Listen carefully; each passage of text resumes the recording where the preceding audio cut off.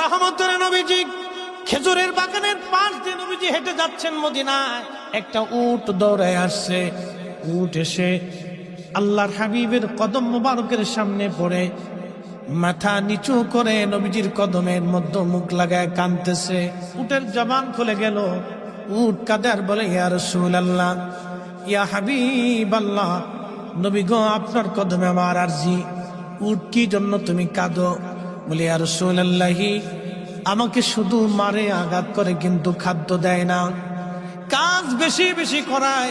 এমন সময় পিছে পিছে ওই মদিনার সেই উটের মালিক দৌড়ায় আসছে। আল্লাহর নবী বললেন, ও উটের মালিক, তুমি কি উটের মালিক? বলে, হ্যাঁ ইয়া রাসূলুল্লাহ। তুমি কি তাকে খাবার কম দাও, কাজ বেশি করাও এবং মাঝে মধ্যে তারে পিঠাও? বলে, ইয়া রাসূলুল্লাহ, কি করে আপনি জানলেন? বলে, উট এসে তোমার বিরুদ্ধে আমার কাছে অভিযোগ পেশ করেছে। একবার জোরে বলা যাবে কি আল্লাহু আকবার? বিশ্ববিখ্যাত আল্লাহর একজন ওলি ছিলেন, তার নাম হযরত মালিক ইবনে দিনার আল ইরাকি আল বসরি রাহমাতুল্লাহ আলাইহি। হযরত মালিক ইবনে দিনার তিনি প্রত্যেক বছরে মক্কায় হজ করার জন্য ইরাকের বসরা থেকে আসতেন। এক বছর তিনি হজে আসলেন, হজ শেষ করলেন। হজ শেষ করার পরে আল্লাহর দরবারে দোয়া করলেন, আল্লাহ, আপনি দয়া করে আমাকে জানান কার হজ হলো, কার হজ হলো না। আপনি দয়া করে আমাকে একটু জানান আল্লাহ।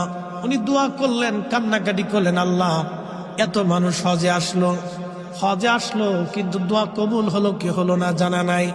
আল্লাহ রাব্বুল আলামিন রাত্রিবেলা হযরত মালিক ইবনে দিনারকে স্বপ্ন দেখাইলেন, মালিক রে, সবার হজ আমি আল্লাহ কবুল করেছি, সবার জীবনের গুনাহ আমি আল্লাহ মাফ করে দিয়েছি, কিন্তু একজন মানুষের দোয়া এবং একজন মানুষের হজ আমি আল্লাহ কবুল করি নাই, এবং একজন মানুষকে আমি আল্লাহ ক্ষমা করি নাই।